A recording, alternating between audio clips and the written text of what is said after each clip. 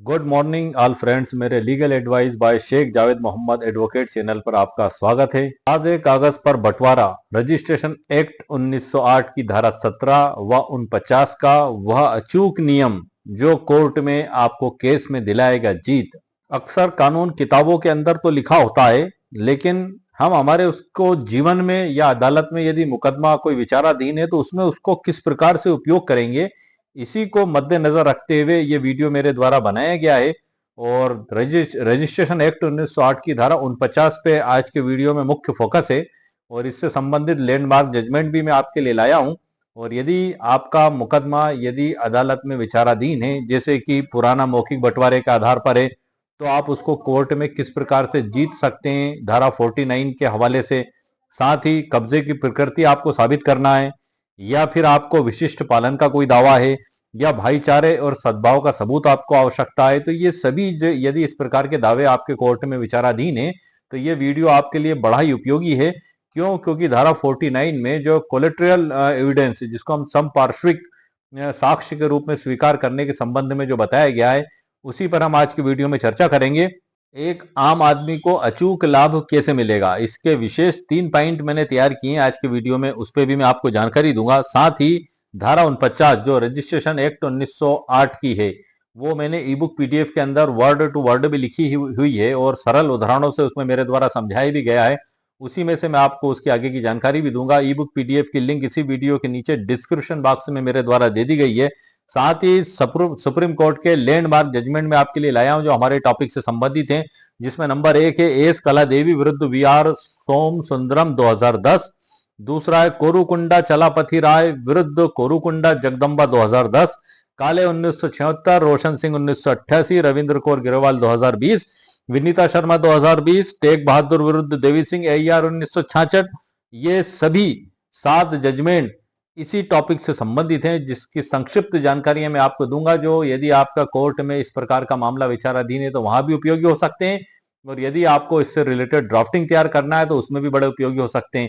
साथ ही नामांतरण आवेदन किस प्रकार से किया जाएगा, उसके साथ लगने वाले शपथ पत्र की ड्राफ्ट भी ई बुक पीडीएफ के अंदर मेरे द्वारा दे दी गई है। अतीत में हुए पारिवारिक बंटवारे की याददाश्त की जो ड्राफ्ट होती है, उसके साथ लगने वाले शपथ पत्र की ड्राफ्ट भी इसी ई बुक पीडीएफ के अंदर मेरे द्वारा दे दी गई है, जिसके लिंक इस वीडियो के नीचे है। क्या आपके पास भी दादा परदादा के समय का कोई बंटवारा नामा सादे कागज पर लिखा हुआ है और आप डरते हैं कि यदि आपने बिना रजिस्ट्रेशन के इसको कोर्ट में पेश किया तो आप केस हार जाएंगे? आपको केस जीतने का वही अचूक नियम रजिस्ट्रेशन एक्ट 1908 की धारा 17 और 49 के तहत मैं आपको बताऊंगा, जो आपको केस जीतने की ढाल बनेगा। बुक पीडीएफ का परिचय वीडियो के अंत में कराऊंगा सर। मैं 22 अध्याय का बड़ा महत्वपूर्ण ई बुक पीडीएफ है, उसी में से मैं आपको जानकारी दे रहा हूं। हम सबसे पहले देखते हैं कानून की सरल व्याख्या, द लॉ। कानून जो धारा 17 कहती है कि 100 रुपए के ऊपर की संपत्ति का बंटवारा। 1908 की धारा 17 को समझ लेते हैं कि ये धारा 17 क्या कहती है कि 100 रुपए से ऊपर की संपत्ति का बंटवारा रजिस्टर्ड होना चाहिए। लेकिन धारा 49 का परंतु, जिसको प्रोविजो कहते हैं, एक खिड़की खोलता है। कैसी खिड़की खोलता है सर? वह कहता है कि भले ही यह कागज मालिक का ना हक मतलब टाइटल ना दे पाए, लेकिन यह समपार्श्विक साक्ष्य कोलेट्रियल एविडेंस के रूप में मान्य है। सरल शब्दों में हम इसको ऐसे भी कह सकते हैं कि मैं यह कागज अपनी जमीन की मिल्कियत भले ना बचा पाए, लेकिन आपकी मंशा और कब्जे को जरूर बचाएगा। ये सबसे महत्वपूर्ण बात है। अब हम 4 उदाहरण देख लेते हैं सर, जो कोर्ट में विचाराधीन दावों से रिलेटेड हो सकते हैं और हर व्यक्ति के लिए बड़े उपयोगी है। नंबर 1 उदाहरण जो मैंने आपके लिए तैयार किया है, पुराना पारिवारिक मौखिक बंटवारा, मेमोरेंडम ऑफ पार्टीशन। स्थिति: 3 भाइयों ने 1990 में एक सादे पन्ने पर लिखा कि खेत का दायां हिस्सा रमेश का और बायां हिस्सा सुरेश का, रजिस्ट्री नहीं हुई। उपयोग: 2026 में रमेश मुकर गया। कोर्ट में यह कागज पेश करेगा। लाभ: कोर्ट इसे मेमोरेंडम याददाश्त मानेगा। सुरेश कह सकता है कि साहब, बंटवारा तो पहले ही हो चुका था, यह कागज तो बस उसकी याद दिलाने के लिए है। और सुप्रीम कोर्ट का जजमेंट, काले बनाम डायरेक्टर ऑफ कंसोलिडेशन। ये उदाहरण नंबर 1 हो गया सर आपका। यदि आपके पास भी इस प्रकार का मामला कोर्ट में विचाराधीन है तो आप इस तरीके से इन धाराओं का उपयोग उसमें कर सकते हैं आपके केस के जीतने में। दूसरा उदाहरण है हम कब्जे की प्रकृति साबित करना, नेचर ऑफ पोजेशन। स्थिति: आपने किसी से सादे कागज पर समझौता करके जमीन का कब्जा ले लिया। नंबर 2, कब्जे की प्रकृति साबित करना, नेचर ऑफ पोजेशन। इसकी कंडीशन देख लेते हैं सर हम। आपने किसी से सादे कागज पर समझौता करके जमीन का कब्जा ले लिया, रजिस्ट्री पेंडिंग रह गई। उपयोग, सामने वाला आपको अतिक्रमक बताकर बेदखल करना चाहता है, अब आप क्या करेंगे?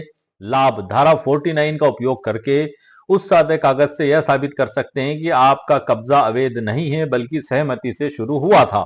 उदाहरण नंबर 3, विशिष्ट पालन, स्पेसिफिक परफॉर्मेंस। स्थिति, आपने सादे कागज पर बंटवारे या सौदे की शर्तें तय की, कुछ पैसे दिए, पर दूसरा पक्ष रजिस्ट्री से मुकर गया। उपयोग आप किस प्रकार से करेंगे इस कागज का? कोर्ट में यदि आपको आवश्यकता हुई, आप कोर्ट में स्पेसिफिक रिलीफ एक्ट के तहत केस करेंगे। और लाभ आपको क्या मिलेगा? धारा 49 का इस सादे कागज को संविदा कॉन्ट्रैक्ट के साक्ष्य के रूप में स्वीकार करने की अनुमति देती है।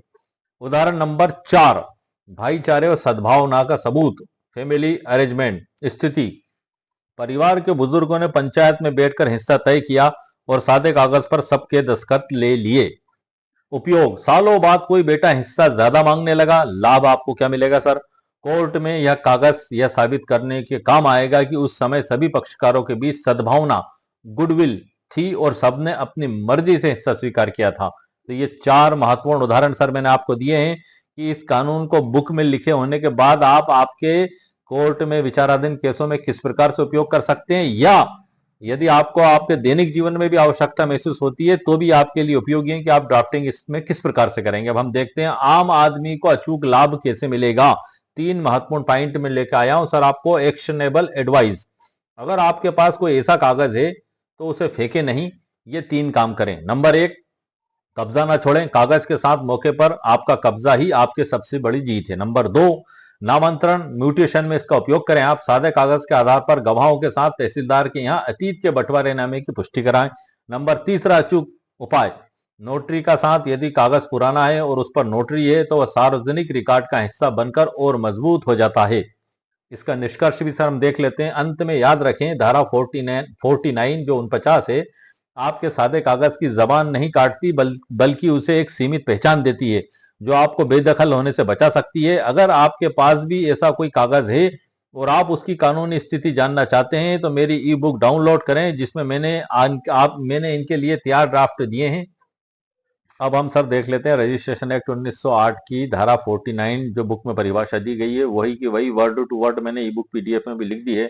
रजिस्ट्रीकरण अधिनियम 1908 की धारा 49, जिन दस्तावेजों का रजिस्ट्रीकरण अपेक्षित है उनके अरजिस्ट्रीकरण का परिणाम क्या होगा? कोई भी दस्तावेज जो धारा 7 द्वारा संपत्ति अंतरण अधिनियम 1882 के किसी भी उपबंध द्वारा रजिस्ट्रीकृत किए जाने के लिए अपेक्षित है, जब तक कि इसका रजिस्ट्रीकरण ना हो गया हो तब क्या होगा सर? का, खा, गा, 3 पॉइंट बुक में दिए गए। नंबर का है, उसमें समाविष्ट किसी भी स्थावर संपत्ति पर प्रभाव नहीं डालेगी, अथवा खा है, दत्तक ग्रहण की कोई भी शक्ति प्रदत्त ना करेगी, और गा है, ऐसी संपत्ति पर प्रभाव डालने वाले या ऐसी शक्ति को प्रदत्त करने वाले किसी भी समव्यवहार के साक्ष्य के रूप में ली जाएगी।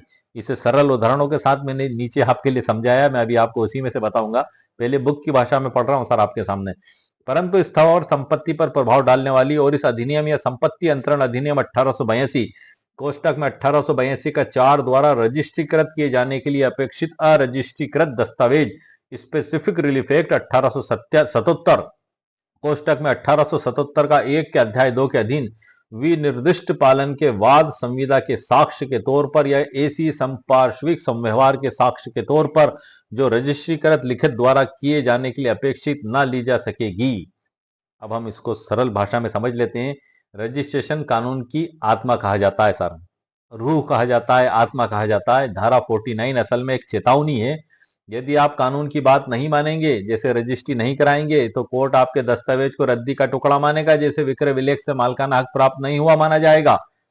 आपने रजिस्ट्रेशन कार्यालय में कराने की बजाय कागज पे खरीद फरोख्त कर ली, पूरा रुपया दे दिया, कब्जा ले लिया और मालिक बन गए, लिख लिया, तो कोर्ट नहीं मानेगी सर, उससे आपको कोई मालकाना हक प्राप्त नहीं होगा। एक उदाहरण के तौर पे हम देखते हैं 49 का सरल अर्थ सरल भाषा में। अगर किसी जमीन के कागज की रजिस्ट्री कानूनन जरूरी थी, जैसे धारा 17 के तहत, और आपने नहीं कराई, तो उसके 3 बड़े नुकसान होंगे। नंबर 1 है, जमीन पर कोई असर नहीं, वह कागज उस जमीन का मालिकाना हक नहीं बदल सकता। नंबर 2, गोदनामा बेकार, यदि गोद लेने का कागज अनरजिस्टर्ड है तो वह बच्चा कानूनी उत्तराधिकारी नहीं बनेगा। नंबर 3 है, कोर्ट में सबूत नहीं। सबसे खतरनाक बात, सबसे खतरनाक बात, जब आप उस कागज को कोर्ट में यह साबित करने के लिए पेश नहीं कर सकते कि यह जमीन मेरी है। अब एक जादुई अपवाद मैं आपके लिए लेकर आया हूं, जिसको हम प्रोविजो परंतुक भी कहते हैं। धारा 49 में ये प्रोविजो है जो डूबते को तिनके का सहारा देता है। किस प्रकार से देता है कि कानून कहता है कि भले ही कागज अनरजिस्टर्ड हो, उसे दो कामों के लिए सबूत माना जाएगा। कौन से? नंबर एक, विशिष्ट पालन स्पेसिफिक रिलीफ एक्ट। यदि आपने सौदा किया और दूसरा पक्ष मुकर गया तो उस कागज को आधार बनाकर आप सौदा पूरा करने का केस कर सकते हैं। नंबर दो है समपार्श्विक समव्यवहार कोलेटरल ट्रांजैक्शन। यह सबसे महत्वपूर्ण है। आप उस कागज से मालकाना हक तो साबित नहीं कर सकते, लेकिन अपना कब्जा, जिसको हम पोजीशन कहते हैं, साबित कर सकते हैं। इसको एक सरल उदाहरण से हम समझ लेते हैं। मान लीजिए आ ने भाई बा के साथ एक सादे कागज पर बंटवारा किया और अपना हिस्सा ले लिया। रजिस्ट्री नहीं कराई गई। नुकसान क्या होगा? 10 साल बाद आ मुकर गया और अब बा कोर्ट में उस सादे कागज को यह कहने के लिए इस्तेमाल नहीं कर सकता कि देखो मैं इस जमीन का मालिक हूं। धारा 49 यह रास्ता बंद कर देती है। बचाव क्या है? लेकिन बा उस कागज को यह दिखाने के लिए इस्तेमाल कर सकता है कि साहब मैं 10 साल से यहां काबिज हूं, वो मेरा कब्जा इस कागज की वजह से शुरू हुआ था। इसे ही कोलेट्रियल पर्पस, संपार्श्विक उद्देश्य कहते हैं। आगे हम देख लेते हैं सर, सुप्रीम कोर्ट के लैंडमार्क जजमेंटों में मैं आपके लिए लेकर आया हूं एस कला देवी। शॉर्ट में मैं जो इससे रिलेटेड है आपको बता देता हूं। एस काला देवी विरुद्ध वी आर सोम सुंदरम 2010। ये सर्वोच्च न्यायालय का बड़ा ही लैंडमार्क जजमेंट है और इसमें जो सिद्धांत प्रतिपादित किए गए हैं, सीधे मैं उन सिद्धांतों को सर मैं आपको बता देता हूं। मैंने इसमें लिखा हुआ है, इसमें बहुत कुछ ने स्पष्ट किया कि रजिस्ट्री ना होने के कारण कोई दस्तावेज मुख्य उद्देश्य मालिकाना हक के लिए भले ही खारिज कर दिया जाए, लेकिन उसे समपार्श्विक उद्देश्य जैसे कब्जे की प्रकृति साबित करना के लिए साक्ष्य के तौर पर लिया जा सकता है। दूसरा बड़ा केस है कोरूकोंडा चलैया बनाम कोरूकोंडा जगदम्बा 2021 का है और इसमें जो सिद्धांत प्रतिपादित किए गए हैं उसमें ये बताया गया है कि इसमें थोड़ा सा शॉर्ट में बता देता हूं मैं। बंटवारे की याददाश्त और धारा 49 के बीच इसमें संबंध समझाया गया और कहा कि यदि दस्तावेज केवल पिछले बंटवारे को दर्ज कर रहा है तो धारा 49 उस पर रोक नहीं लगाती। इस केस में क्या हुआ था सर? एक सादा कागज अनरजिस्टर्ड मेमोरेंडम जिस पर परिवार का बंटवारा लिखा था। विपक्षी पार्टी का कहना था कि चूंकि यह रजिस्टर्ड नहीं है इसलिए पंजीकरण अधिनियम की धारा 49 के तहत इसे कोर्ट में देखना भी पाप है, मतलब गलत है।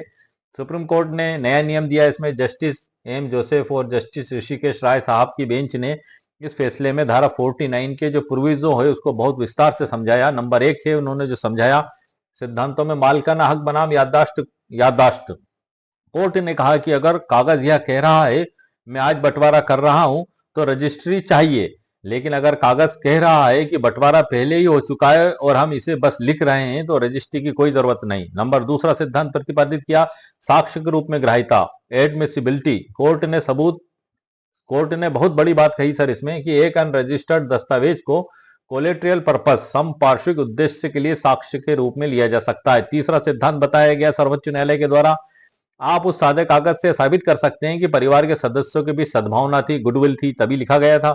किसी सदस्य को कौन सा हिस्सा मिला या कब्जे की पहचान हेतु है और बंटवारे के बाद कौन किस हिस्से पर काबिज है, आप इसमें बता सकते हैं कोर्ट में और इस प्रकार से उससे साबित कर सकते हैं।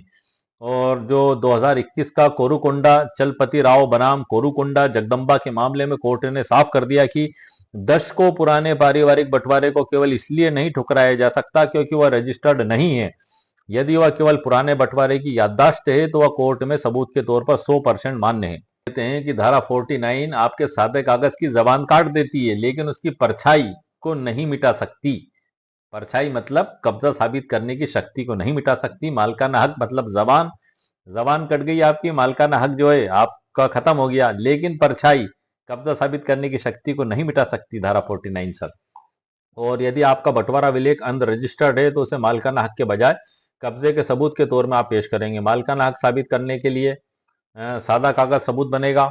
नहीं बनेगा सर। कानूनी कारण धारा 49C की रोक है।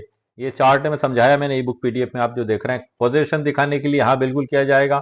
धारा 49 का अपवाद है कोलेट्रियल में। रजिस्ट्री की कानूनी शर्त धारा रुपए 100 से अधिक की अगर संपत्ति है तो धारा 17(1) के तहत उसका रजिस्ट्रेशन आवश्यक है। अब एक और महत्वपूर्ण बात है सर कि हम ग्रामीण भारत की चर्चा कर लेते हैं कि ग्रामीण भारत में अक्सर बंटवारे जो पुराने समय में लिखे जाते थे तो बीड़ी के बंडल के पीछे या स्कूल के जो कॉपी के पुराने पन्नों के पीछे लिखे जाते थे और जो है कि इसके पीछे जो शर्तें और बड़े कानूनी पेच हैं कि ये कानून की धारा और लैंडमार्क जजमेंटों के साथ इसकी पूरी व्याख्या मैंने की है इसमें। क्या सादे कागज बिना स्टाम्प पर लिखना मान्य है? पहले भी सर हमने इस पर चर्चा की है। और बिना स्टाम्प की स्थिति, भारतीय स्टाम्प अधिनियम 1899 की धारा 35 को हम देखेंगे इसमें क्या कहती है कि जिस दस्तावेज पर स्टाम्प नहीं लगा उसे सबूत के तौर पर नहीं लिया जा सकता। बचाव का रास्ता क्या होगा? लेकिन सुप्रीम कोर्ट ने कई फैसलों में कहा है कि यदि यह दस्तावेज केवल अतीत पास्ट में हुए मौखिक बंटवारे को याद करने के लिए लिखा गया है तो इसे बंटवारा विलेख पार्टीशन डीड नहीं माना जाएगा। चूंकि यह डीड नहीं है इसलिए इस पर स्टाम्प ड्यूटी और रजिस्ट्रेशन की अनिवार्यता खत्म हो जाती है। कानून से संबंधित धाराएं सर, रजिस्ट्रेशन एक्ट 1908 की धारा 17 और 49 है, और भारतीय स्टाम्प अधिनियम 1899 की धारा 35 इससे रिलेटेड है। लैंडमार्क जजमेंटों में सर एक काले बनाम डिप्टी डायरेक्टर ऑफ कंसोलिडेशन 1976 का है। इसमें भी सुप्रीम कोर्ट ने स्पष्ट किया है कि पारिवारिक समझौता मौखिक हो सकता है, बंटवारा इसे बाद में केवल याददाश्त के लिए लिखा जा सकता है। ऐसे कागजों के मामले में ना तो स्टाम्प की जरूरत है और ना ही रजिस्ट्री की, क्योंकि इनका मकसद परिवार में शांति बनाए रखना है, ना कि नए कानूनी अधिकार बनाना। दूसरा लैंडमार्क जजमेंट टेक बहादुर बनाम देवी सिंह AIR 1966 SC 292। इसमें जो न्याय सिद्धांत प्रतिपादित किए गए हैं कि यदि दस्तावेज केवल एक मेमोरेंडम याददाश्त है जो यह बताता है कि भाइयों के बीच पहले ही बंटवारा हो चुका है, तो इसके लिए किसी भी औपचारिक दस्तावेज की आवश्यकता नहीं है, जैसे कि रजिस्टर्ड या स्टाम्प डीड की। तीसरा हमारा सुप्रीम कोर्ट का जजमेंट है कोरुकोंडा चलपति राव बनाम कोरुकोंडा जगदम्बा 2021 का है सर ये फैसला। इसमें बताया गया है कि इस नवीनतम फैसले में कोर्ट ने कहा है कि सादे कागज पर लिखे बंटवारे को कोलेट्रियल पर्पस जैसे कि कब्जा साबित करने के लिए साक्ष्य के रूप में स्वीकार किया जा सकता है, भले ही उस पर स्टाम्प ना हो या रजिस्ट्री ना हो। इसको हम सरल उदाहरण से भी सर समझ लेते हैं। गलत तरीका क्या होगा? गलत तरीका, आप आज एक सादे कागज पर लिखें आज हम यह जमीन बांट रहे हैं, ये गलत तरीका हुआ। सही तरीका क्या होगा? आपको या मतलब आप पहले मैं गलत तरीके के उदाहरण बता देता हूं कि आप सादे कागज पर लिख रहे हैं हम यह जमीन आज बांट रहे हैं, आपको यह मिला और बा को यह बिना स्टाम्प और रजिस्ट्री के कोर्ट में फेल हो जाएगा। ये गलत तरीका हो गया सर। अब सही तरीका क्या होगा इसका? आप सादे कागज पर लिखें हम दोनों भाइयों के बीच आज से 20 साल पहले हमारे बुजुर्गों ने मौखिक बंटवारा कर दिया था, हम आज भी उसी के अनुसार अपने अपने हिस्सों पर काबिज हैं, आज हम केवल समाज के सामने इसकी पुष्टि कर रहे हैं। ये सादे कागज पर भी मान्य होगा और कोर्ट में फेल नहीं होगा। और सादे कागज की ताकत को भी सर हम समझ लेते हैं। अगर आपके पास स्टाम्प पेपर नहीं है तो आप घबराएं नहीं बिल्कुल भी। अपने कागज की भाषा को आज का बंटवारा ना बोलकर पुराने बंटवारे की पुष्टि, जिसे हम कहते हैं confirmation of past oral partition बताएं। कानून की नजर में काले बनाम डिप्टी डायरेक्टर 1976 का फैसला आपकी इस ढाल को कभी टूटने नहीं देगा। अब हम उस ड्राफ्ट को भी देख लेते हैं सर। जब हमने चर्चा इसी पॉइंट पे की है तो ड्राफ्ट भी मैंने तैयार की है। इसमें अतीत के मौखिक बंटवारे की याददाश्त पुष्टि पत्र ऊपर लिखा हुआ है, memorandum of past oral family partition ऊपर लिखना आपको दिनांक और इसके बाद स्थान, पक्षकारों का विवरण, प्रथम पक्ष और द्वितीय पक्ष, पूरा नाम, पता, उम्र, जाति, निवासी, Aadhaar card number, mobile number, email ID सब लिख दें। अब आपको डिक्लेरेशन क्या करना है? हम सभी पक्षकार आज दिनांक को समाज के समक्ष यह सत्य घोषित करते हैं कि नंबर 1, इसकी भाषा शैली आप ध्यान रखिएगा सर। ये लैंडमार्क जो जजमेंट है सर्वोच्च न्यायालय के, उन्हीं को ध्यान में रखते हुए मैंने तैयार की है। एक आइडियल के तौर पे ये एक आपको मैं पढ़ के बता रहा हूं, लेकिन इसी से रिलेटेड इसमें तकरीबन नामांतरण के आवेदन की ड्राफ्ट, उसके साथ लगने वाला शपथ पत्र, नामांतरण के भी आवेदन में आपको इन्हीं कानूनी शर्तों का, नियमों को उसमें लिखना होगा सर, वरना तहसीलदार या नायब तहसीलदार महोदय कहेंगे कि जाइए रजिस्ट्रेशन करवा कर लाइए, क्योंकि उनको क्या पता कि आपने किस प्रकार से बंटवारा किया जब तक आप उसमें लिखेंगे नहीं। तो इसलिए मैंने आपके लिए आइडियल ड्राफ्ट ई बुक PDF में तैयार की है। नंबर 1 पॉइंट हम देख लेते हैं, यह कि हम सभी, इसके साथ लगने वाले शपथ पत्र की भी ड्राफ्ट इसमें दी हुई है सर। यह कि हम सभी पक्षकार एक ही संयुक्त हिंदू परिवार के सदस्य हैं और हमारे पिता स्वर्गीय, आप पिता का नाम यहाँ पे लिख दें, के समय से ही हम पैतृक संपत्ति, विवरण नीचे दिया गया है, के संयुक्त स्वामी रहे। नंबर दूसरा है यह कि आज से लगभग कितने साल पहले, उदाहरण 20 साल, हमारे बुजुर्गों और स्थानीय पंचायत की मौजूदगी में परिवार की सुख शांति हेतु मौखिक रूप से ओरल संपत्ति का पूर्ण बंटवारा कर दिया गया था। नंबर तीसरा पॉइंट यह कि उस समय कोई लिखित दस्तावेज नहीं बनाया गया था, परंतु उक्त मौखिक बंटवारे के तुरंत बाद ही सभी पक्षकारों ने अपने अपने आवंटित हिस्सों पर स्वतंत्र कब्जा प्राप्त कर लिया था, एक्सक्लूसिव पोजीशन प्राप्त कर लिया था। नंबर चौथा पॉइंट आएगा यह कि पिछले वर्षों में जो भी वर्ष आपके हों, हम सभी पक्षकार अपने अपने हिस्से पर स्वतंत्र रूप से खेती आबलिक निवास कर रहे हैं, अपने हिस्से का लगान कर चुका रहे हैं और एक दूसरे के हिस्से में कोई दखल नहीं है। नंबर पांचवा पॉइंट आएगा यह कि वर्तमान में भविष्य की स्पष्टता और आपसी सद्भाव बनाए रखने हेतु हम आज इस याददाश्त पत्र के माध्यम से उस अतीत में हुए मौखिक बंटवारे की केवल पुष्टि कंफर्मेशन कर रहे हैं। यह दस्तावेज आज कोई नया बंटवारा नहीं कर रहा है, बल्कि पहले से चली आ रही स्थिति को केवल रिकॉर्ड कर रहा है। फिर उसके बाद संपत्ति का विवरण आएगा सर, पूरा जो आप बांट रहे हैं आपस में, अतीत में जो बांटी थी उसका पूरा विवरण, फिर प्रथम पक्षकार का हिस्सा, द्वितीय पक्षकार का हिस्सा। उसके बाद यह कि इस याददाश्त पत्र पर हम सभी पक्षकार बिना किसी डर, दबाव या लोभ के अपनी स्वेच्छा से हस्ताक्षर कर रहे हैं। इसे ड्राफ्ट की कानूनी आपकी पवित्रता बढ़ेगी सर। इसमें हस्ताक्षर आएंगे प्रथम पक्ष, द्वितीय पक्ष और साक्षीगण के गवाह। अब इसमें जो कुछ विशेष बातें आपको ध्यान रखना है, जैसे अतीत का हवाला देना है, कब्जे का जिक्र और गवाहों का महत्व सर इसमें रहेगा। अतीत का हवाला हमेशा लिखे कि बंटवारा पुराना है। अगर आप लिखेंगे कि बंटवारा आज हो रहा है तो बिना स्टाम्प और रजिस्ट्री के कागज कचरा माना जाएगा। कब्जे का जिक्र यह जरूर लिखें कि हम अपने हिस्से पर काबिज हैं, वी आर इन पोजेशन। कानून कब्जे को मालकाना हक का 9वां 10वां हिस्सा मानता है सर, आप ये ध्यान रखिए। गवाहों का महत्व, कोशिश करें कि गवाह में परिवार के पुराने बुजुर्ग या गांव के प्रतिष्ठित व्यक्तियों जो जरूरत पड़ने पर कोर्ट में या कह सकें कि हाँ उनके 20 सालों पहले बंटवारा हुआ था। स्क्रीन पर सादे कागज पर बंटवारा रजिस्ट्रेशन एक्ट की धारा 17 व 49 का वह अचूक नियम जो कोर्ट में दिलाएगा जीत, ये ई बुक का टाइटल है सर, और यही हमारे वीडियो का भी टाइटल है। इसमें कुल 22 अध्याय, उन अध्यायों से सर मैं आपका परिचय करा देता हूँ। ये ई बुक की लिंक सर इसी वीडियो के नीचे डिस्क्रिप्शन बॉक्स में मेरे द्वारा दे दी गई है। 199 रुपीज इसकी कीमत है। यदि आपको आवश्यकता महसूस हो तो आप इसको खरीद सकते हैं। खरीदने का तरीका ये होगा कि जब आप वीडियो के नीचे उस लिंक पर क्लिक करेंगे तो आपके सामने भुगतान का ऑप्शन आएगा। जैसे ही आप 199 रुपीज का भुगतान करेंगे तो आपकी ईमेल आईडी पर डाउनलोड का मैसेज आएगा। आप डाउनलोड लिखा हुआ दिखाई देगा। जब आप उस पर क्लिक करेंगे तो ये आपके मोबाइल पर डाउनलोड हो जाएगी, कंप्यूटर पर, स्मार्टफोन पर, और आप इसको पढ़ सकते हैं। आप किसी भी अदालत में, सरकारी दफ्तर में इसे पेश नहीं कर सकते क्योंकि एक पीडीएफ है सर, लेकिन इसके अंदर जो कानून और न्याय दृष्टांत मैंने बताए उनको असल बुक के अंदर से निकाल कर आप कोर्ट में भी पेश कर सकते हैं। जज साहब को कानून बता भी सकते हैं और आप समझा भी सकते हैं। अब इसका अध्याय 1 है सादे कागज पर बंटवारा रजिस्ट्रेशन एक्ट की धारा 17 व 49 का अचूक नियम जो कोर्ट में दिलाएगा जीत। अध्याय 2 में सर सारी ड्राफ्टें हैं इसमें विधिक प्रारूप। अध्याय 2 में 3 में पारिवारिक बंटवारा, कानूनी परिचय और आधार।